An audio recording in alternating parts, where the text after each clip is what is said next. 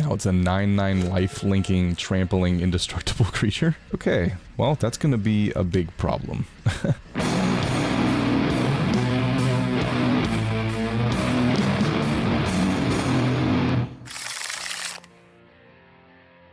Alright, we're playing some Florian today. Do we keep this hand? We have one MDFC and a Soul Ring. Maybe on turn 3 we get to Scrawling Crawler, but I think we gotta mulligan this. Alright, Command Tower, that's better. Temple of the False God won't be online for a little bit. Marsh Flats. Pinnacle Monk is technically a land too. Blood Sun probably not relevant in the early game. I mean, I don't want to go down to 6 cards, so I'm going to keep this and hope it works. We can fetch for a Surveil land, so hopefully that'll help us filter out the top card of our deck. And we'll just kind of go from there. We do technically have a destroy everything effect with Boom Pile. It's not consistent because you have to flip a coin, but if we get in a pinch and we need to blow up the board, we can do that. So this is a nice failsafe.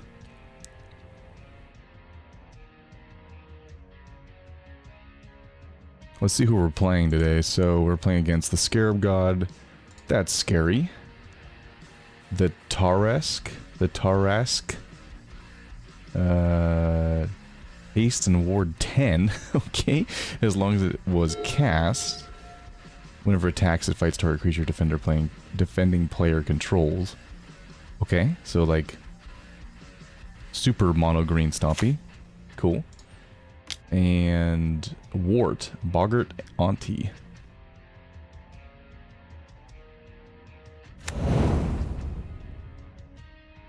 Pass through the turn.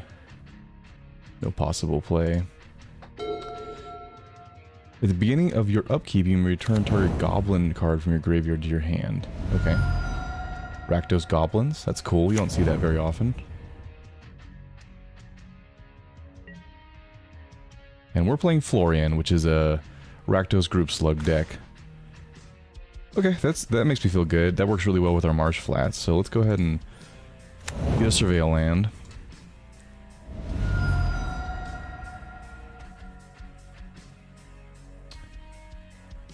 Raucous Theater. Surveil. Stormfist Crusader, that's great, right? We can play that on turn 2 with Command Tower. Perfect. Put on top of the library. Yield through the turn. So yeah, that worked out really well. We got... If you're not familiar with Mirran Safehouse, it's essentially a 3-mana artifact that has all activated abilities of all land cards in all graveyards. So with fetch lands, it turns into a fetch land, right? Because tapping it to pay 1 life to sacrifice it and go search for a, in this case a plains or a swamp, is an activated ability. So this is now a 3-mana fetch land. It works really well in decks that aren't running green or have a hard time ramping lands like Rakdos. So 3 mana, go get any plains or swamp in my deck, right?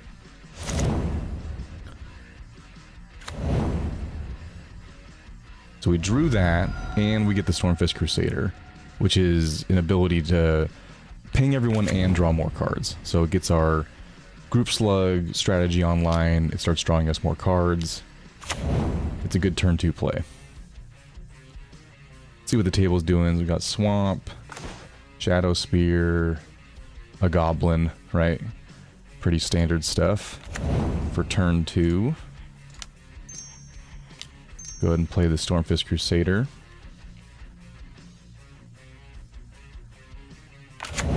It's also nice, it's like a menace 2/2, right? For no real reason. So this early in the game is actually a good attacker too. So we can get the ping on everyone, and we can attack in and get damage that way.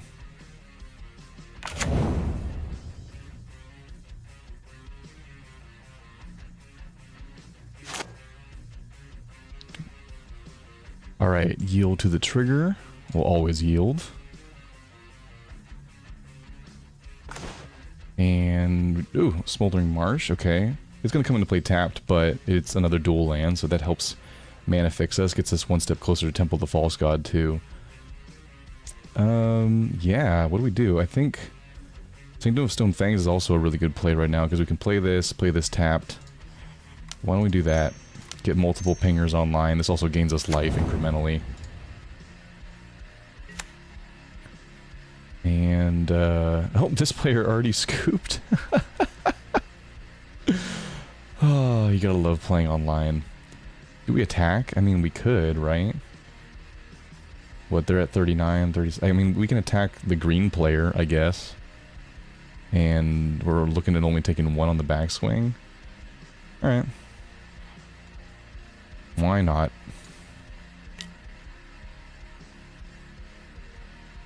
Maybe we'll take two, right? I don't think this deck is going to have a ton of haste. The Goblin deck might. But they don't have it online right now.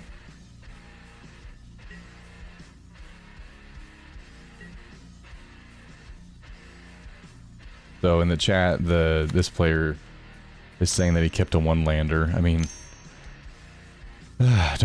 don't keep one-landers, guys. Oh, Broken Bond. Wow, okay. I mean, it's really the only target except for their own Shadow Spear, which obviously they're not going to blow up, but they get a 2-for-1. They get to ramp a land and blow up an artifact or enchantment. It's a really good card. I wrote in this in my Paper Omnath deck because it allows me to get an extra land drop, but it's actually just straight up really good in any green deck. Alright, Stormfish Crusader trigger. Blood Crypt and Leech-Ridden Swamp. So what do we want to do this turn? I mean, we could ramp, right? We talked about that. We could Sunspine Lynx, which is a nice blocker against two seemingly big creature... Well, big creature and an aggro deck, right? So having blockers would be good. I think I'm going to just get down the Sunspine Lynx now. It's not great. I mean, we really want to like play this late in the game to do a bunch of damage, but I think... Actually, I don't know. Like, should we ramp? See, here's the thing. Like, we're not under that much pressure either. Yeah, I think we ramp. Okay. Changed my mind. So, we won't take the 2 life from Shocking and Blood Crypt. We'll play the Mirran Safehouse. We'll go ahead and pay 1 life, crack and sack it. And we'll just go get a swamp. And then we'll tap it because we have nothing else to do with the mana. I don't think anyway, right? Yeah, no we don't. Okay. We're going to keep Stormfist Crusader back.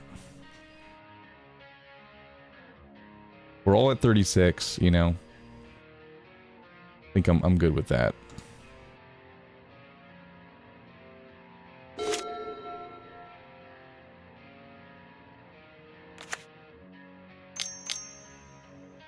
This guy has a ton of mana right now. 1, 2, 3, 4, 5, 6. About to get 7, 8. Thankfully they come into play tap, but still.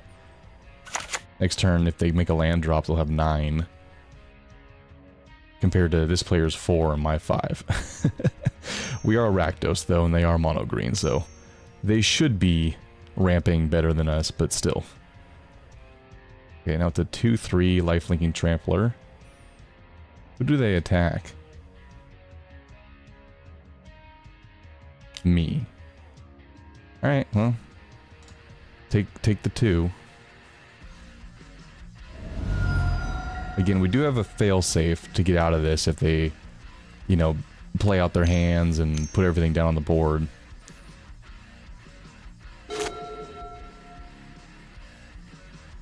It's a cool mountain. Straight up Badlands.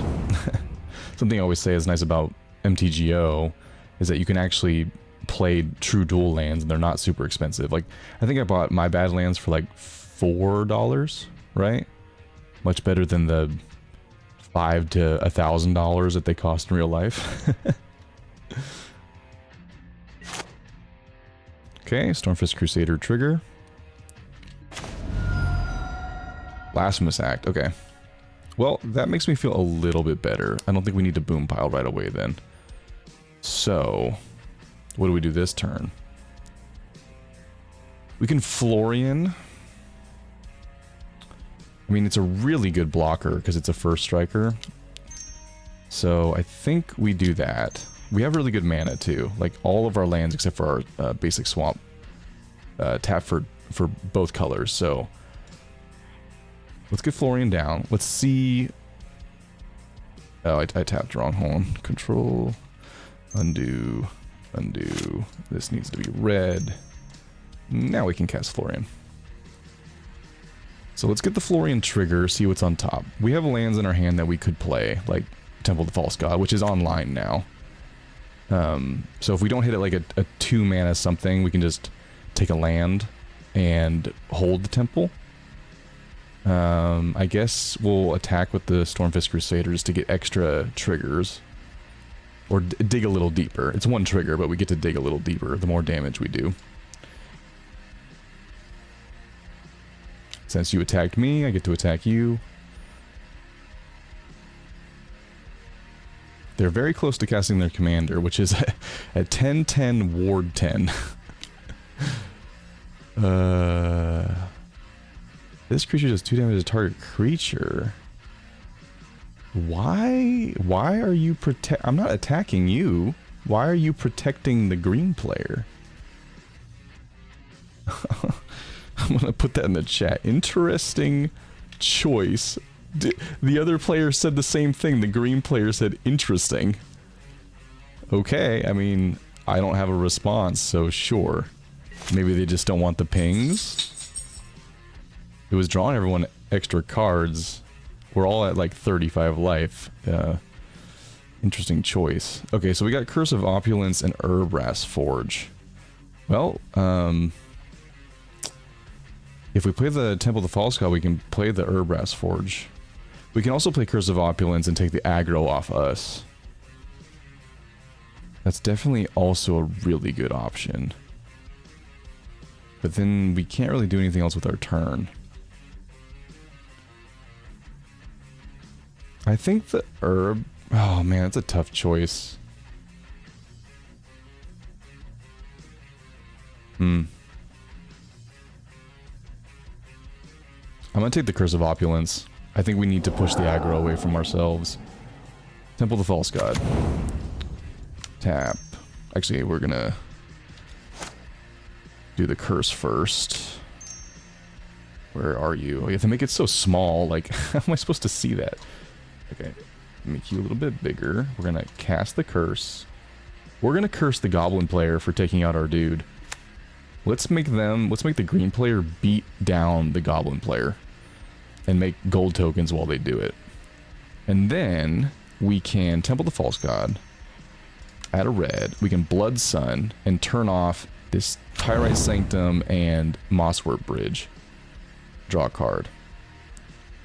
Okay, so now we need to discard the hand size. We could put Soul of New Phyrexia in the graveyard and still get the trigger later on since we can activate it from the grave.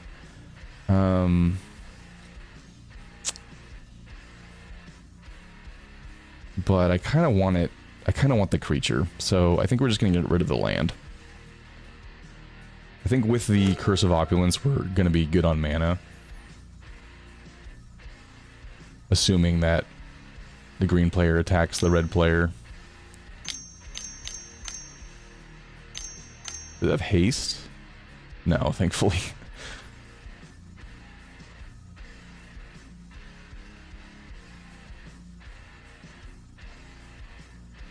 I filmed a video not that long ago where a player, I had cursed him with Curse of Opulence and they just scooped because everyone at the table was just beating them down to get the gold tokens, so it's a very powerful effect. It's a little less good this late in the game, but it could still be very impactful, so we'll see.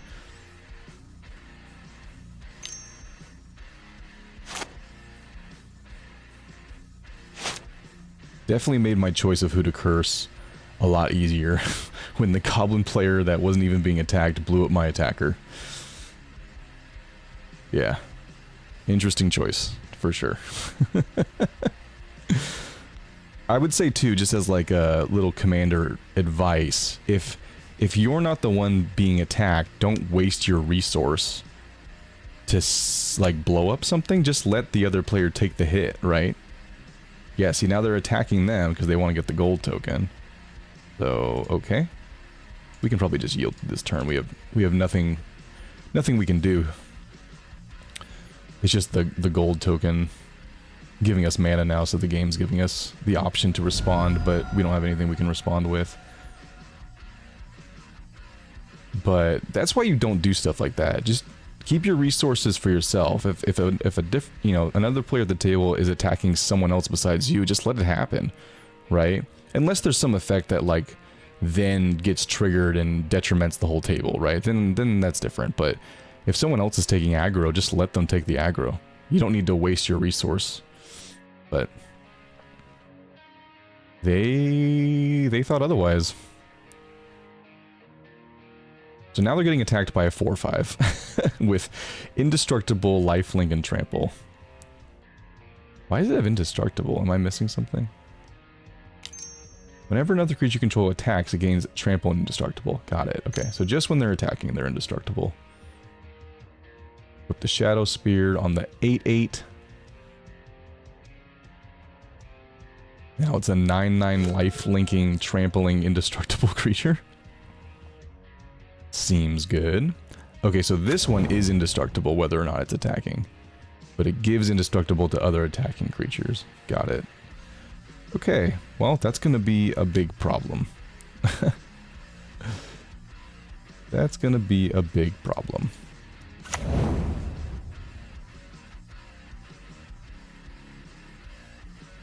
So the Blood Sun also is turning off this Homeward Path.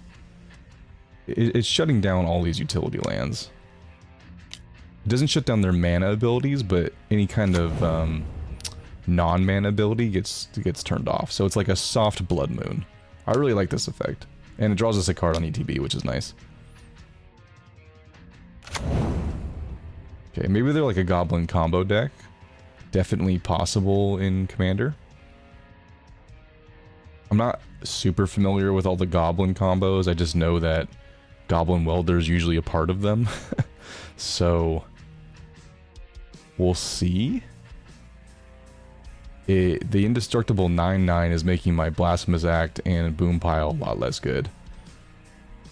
Choose target artifact a player controls and target artifact card in that player's graveyard. If both targets are still legal as this ability resolves, that player simultaneously. They basically swap an artifact from their graveyard and an artifact on the battlefield that they control. So artifact reanimation, right?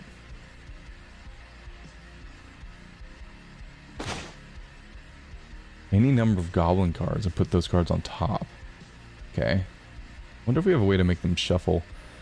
Another Wrath, but it doesn't deal with indestructible creatures. We do have ways of blowing up indestructible creatures in the deck. We're just not... We're not seeing them right now. Okay, so we have 1, 2, 3, 4, 5, 6, 7, 8 mana. We could get down the Soul of New Phyrexia, and then we could Blasphemous Act next turn and activate its ability so that our stuff doesn't die. It won't get rid of this 9/9, but it will get rid of everything else. That's definitely a good plan. We have 8 mana, so we could get down that and what, the Cataract Parasite. They have a bunch of blockers now, so attacking them with Florian's not great. I don't know if we're gonna get any triggers this turn. I mean, we could play the Sunspine Links, but then we can't play the Soul of New Phyrexia.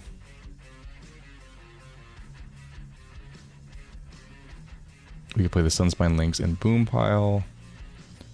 What was it? 1, 2, 3, 4, 5, 6, 7, 8. Okay. Yeah, I think we just set up this turn.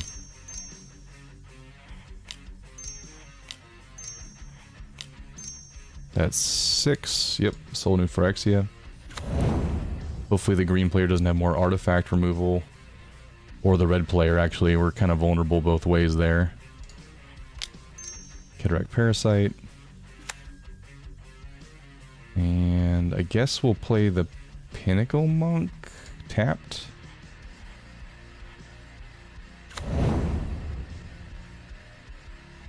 Did I take the 3 there? I didn't mean to. Didn't even ask me. It's supposed to ask me. Okay. Well, go to combat. Again, I don't have a good attack, so... Trigger from Florian, but we don't see anything. We haven't done any damage to anybody. And we'll pass. Kind of, like I said, a setup turn. Cataract Parasite's really good. We're gonna always yield. And then we're gonna say yes. I've had games where Cataract Parasite has done 20 damage to the table because it just stayed on the battlefield. Oof. Return of the Wild Speaker. Yep, go ahead and draw 9.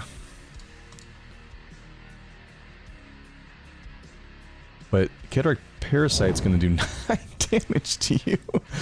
Okay. Yes. I wish it would let me auto say yes. Sometimes it does, sometimes it doesn't. I guess we're just gonna... This is gonna be a manual click game. I guess they don't care because they have a 9/9 lifelinker, right? Yeah, they don't care. They're gonna gain all that back. Draw 9, gain 9 life.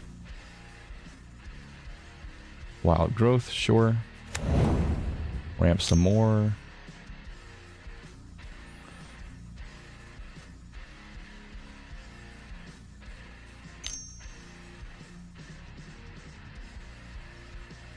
I'm surprised they haven't played their commander yet.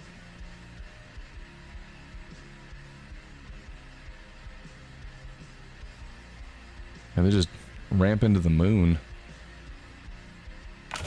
Wonder if they have like a Eldrazi Titan finisher type thing, or a Blightsteel Colossus, something like that. Ramping again, yeah, yep. It's not I mean, it's not a bad thing. They're adding creatures to the battlefield and ramping, so they're killing 2 birds with 1 stone. It just helps our Blasphemous Act plan, though. Again, we're not going to get rid of this lifelinker, but or this indestructible 13/13, but we can sweep everything else.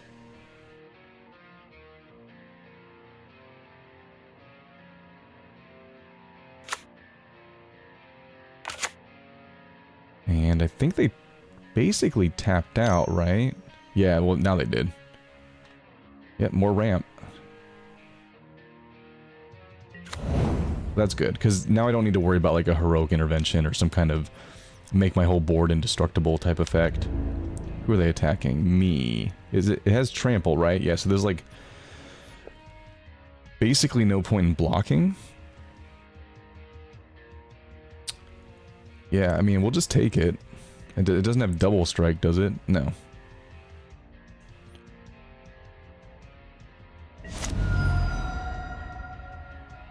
Okay. Well, down to 18. Can I auto? No, it still won't let me do it. It won't let me auto say yes. I always want people to take damage.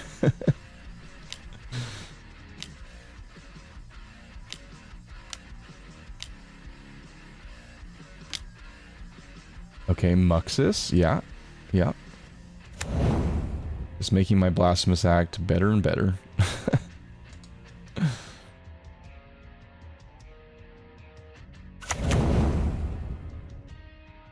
Okay. More goblins. Do they all have haste? If they all have haste, I might be dead here. Yeah. I could be very dead.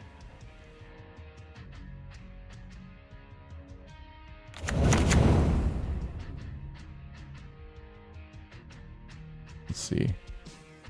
Yep, they all have haste. Alright, well, yeah, I think we're all dead, actually. Especially me.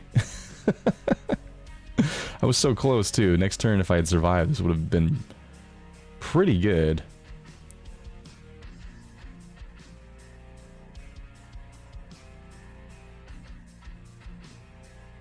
Let's see how they do this. They might want to take out the green player, especially with their this guy tapped, because they're pretty vulnerable right now. Let's see who they attack here.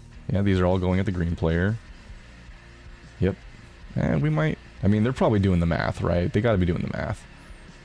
I don't know if they have enough power to kill us both. So they should take this opportunity to get past the green player and not have to worry about the lifelink. We'll see. It looks like everything is going at them so far, so we could be dodging a major bullet here. But if I was them, if I was this player, I would definitely be attacking them too. Like, this player is the biggest threat to their deck right now.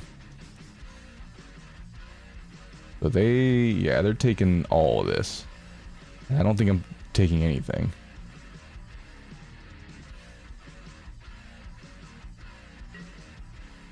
So, we might actually survive this turn. Well, that's good. They're not a combo goblin deck. That's cool. They're just a straight up goblin deck. So that's cool. I like that. I like that they're not like, this is not a standard goblin. You know, I don't think I've ever played against a Rakdos goblin deck. You see Muxus a lot as the commander, but not Rakdos, which is good, because if you're a goblin and enjoyer, there's a lot of goblins in black that you miss out on if you play mono red goblins. So, or if you play just like Krenko. Krenko's in here somewhere. I have no idea where he's at. Oh my goodness, these all have haste. Oh, negative 57. Oh my god. Oh. There he is. So Krenko's another popular one, but again, mono red. Okay, well, our Blasphemous Act is definitely 1 mana now. They're making... Somehow they're just making, like, infinite 2/2s. But... I don't think they have a way to win. I think they're just... making infinite 2/2s, right? I mean, they can't... Unless they have, like, another combat type effect. But I think it's too late for that. Maybe not. They're in the damage step. I don't know. We'll find out together. Sometimes things happen in Commander and you're just like, you know, I don't know. We're gonna find out together. Negative 57. That's crazy.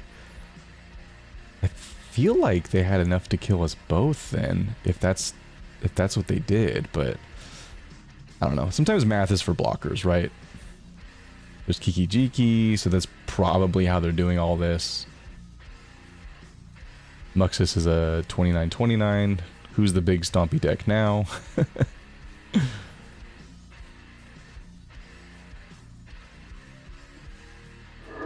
They're just making infinite 2/2s. I mean, you're just making my Blasphemous Act better. Actually, you know what's really funny is we could just Deadly Tempest them, because each player will lose life equal to the number of creatures they control. I might actually have a Deadly Tempest win here. I don't know how many creatures they have, but they're getting close to their life total worth of creatures. I mean, there's... Oh, but they're gaining a life... They're gaining a life every time they make a creature somehow. See how their life total is going up? So maybe not. Maybe not Deadly Tempest. I would have to actually count these, and I don't know... I don't know if Moto is representing these accurately, is what I'm trying to say. Oh, they're pinging me out. Got it. Okay, I wasn't sure. There was still a lot going on. Okay. Okay. There must have been... What am I missing here? Whenever a Goblin control deals combat damage to a player... No, there's got to be like a Blood Artist, right? Like, where's the Blood Artist? What am I missing? No... Oh, here it is. What is this?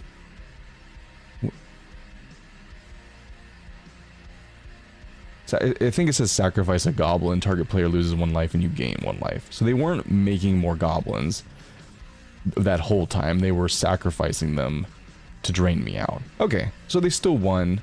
Pretty sweet for the goblin player though. I mean, They made a giant board, then attacked down the green player, which was a huge, you know, like, they had some big creatures, they had lifelink, so they had a bunch of things that were essentially going to stop the goblin player from winning the game. And then in one turn, they just kind of like took out the green player with a huge combat, and then essentially combo killed me in the second half of their turn. Crazy. So it was a combo deck in a sense, or at least there was a combo deck. There was a combo built into the deck, right? Yeah, sometimes commanders just like that. Well, thanks for watching. If you like this kind of content, join the Discord. Link is in the description. I'm going to be doing subscriber games where people from the channel can play with me. We're going to play either on Moto or paper, so if you're interested in that, join the Discord, get into the EDH channel there. Like always, I appreciate you watching. Make sure to like, comment, and subscribe. See you guys in the next one. Later.